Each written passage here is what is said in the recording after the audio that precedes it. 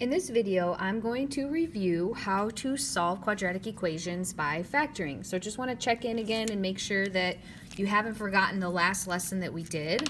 And so I want to just kind of review here for us the steps for factoring. And what it says is that step number 1, make sure that your equation is set equal to 0.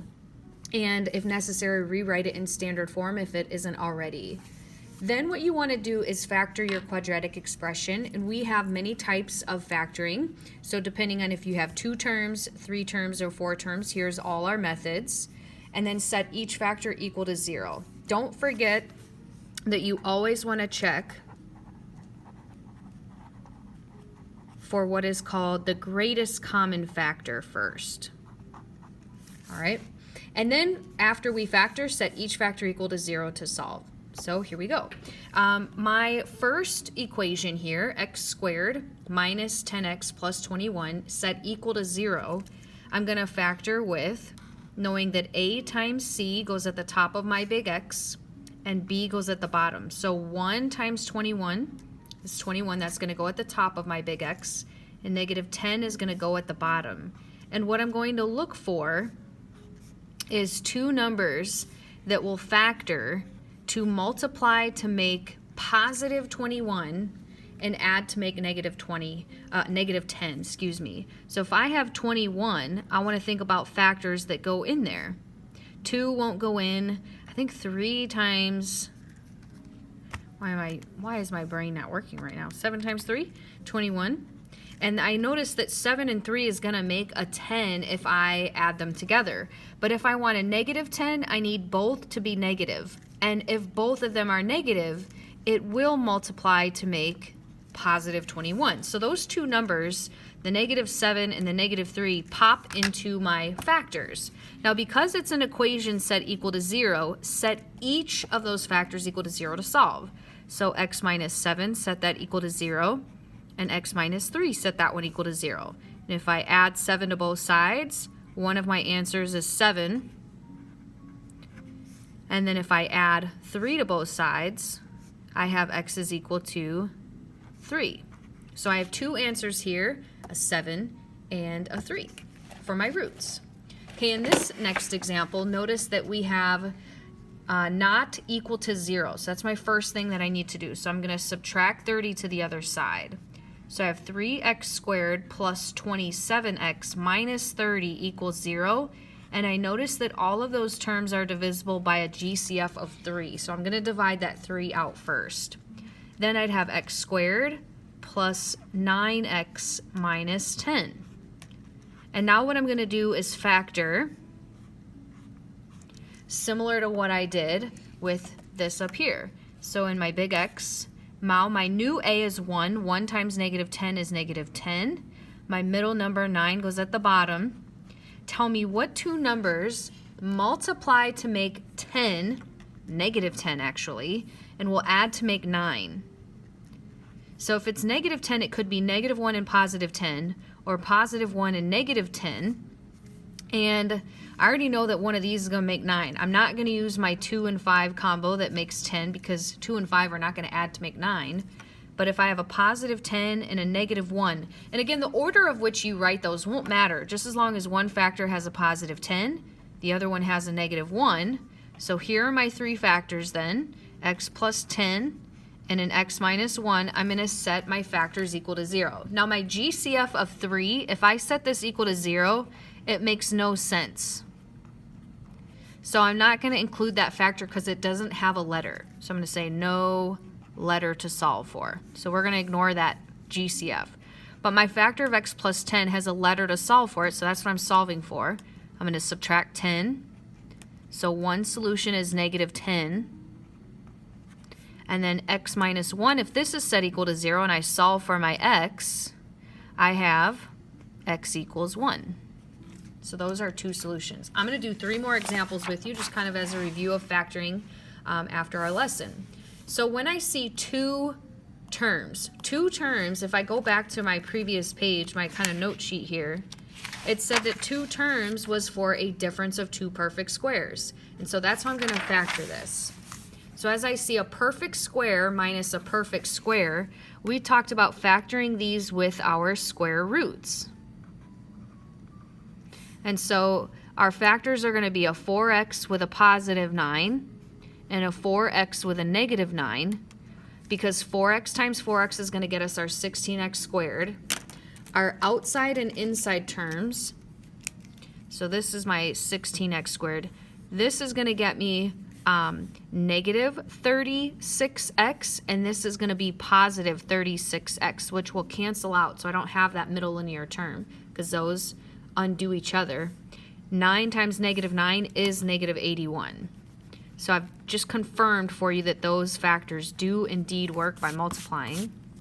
And now I'm going to solve. So set the factor 4x plus 9 equal to 0. We're going to solve for x. Divide by 4 on both sides. And then 4x minus 9. Set that factor equal to 0. Add 9 to both sides. If I add 9, I'll have 9 over here.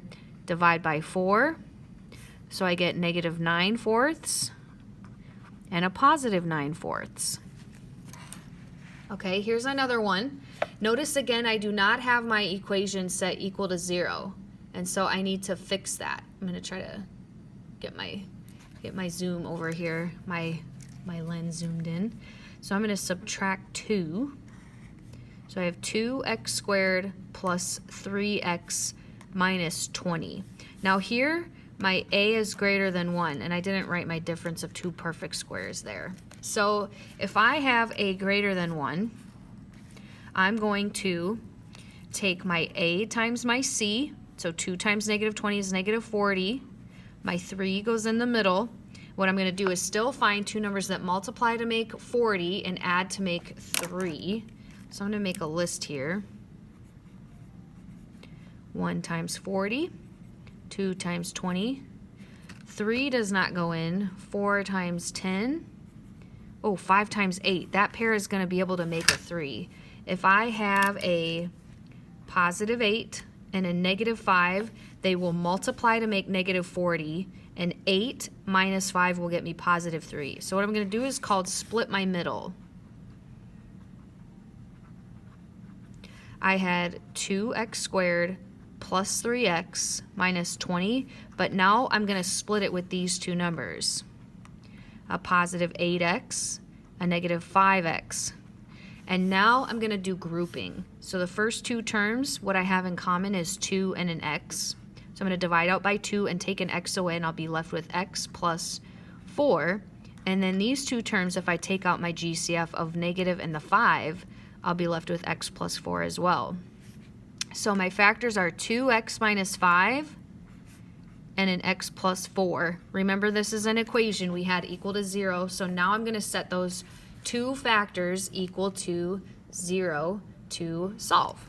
So if I have 2x minus 5 equal to 0 and I add 5 to both sides, I have 2x equal to 5. Now divide both sides by 2, I'll have 5 halves.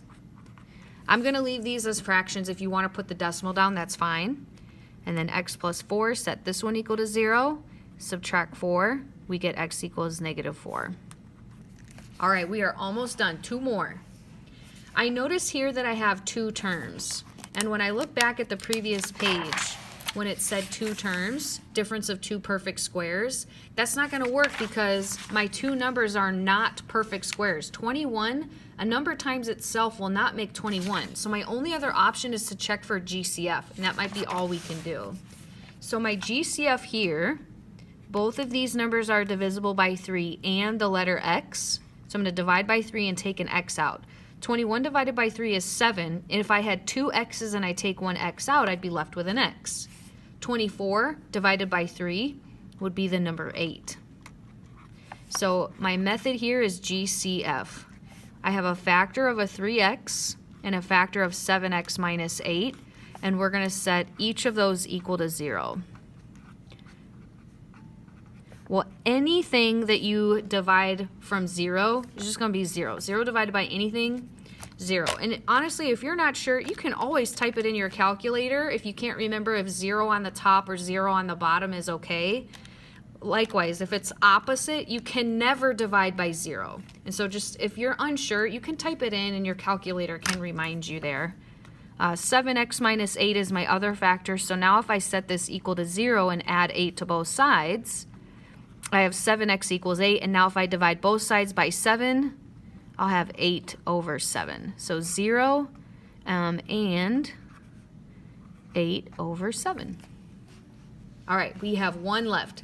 Luckily, our last one is the easiest one. It's already factored.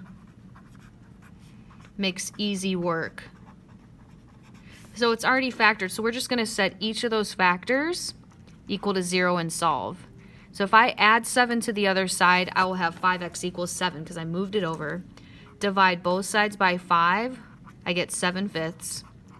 And if x plus 3 is equal to 0 and I subtract 3 on both sides, I get x equals -3.